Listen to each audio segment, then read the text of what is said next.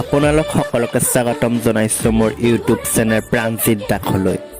আৰু আপোনালোকে যদি আজিৰ এই ভিডিঅ'টো চাই ভাল পায় তেতিয়াহ'লে ভিডিঅ'টো লাইক কমেণ্ট আৰু শ্বেয়াৰ কৰিব। আৰু এতিয়ালৈকে যদি মোৰ চেনেলটো ছাবস্ক্ৰাইব কৰা নাই তেতিয়াহ'লে প্ৰথমতে চেনেলটো ছাবস্ক্ৰাইব কৰিব। তেতিয়াহ'লে আহকচোন আজিৰ এই ভিডিঅ'টো আৰম্ভ কৰোঁ।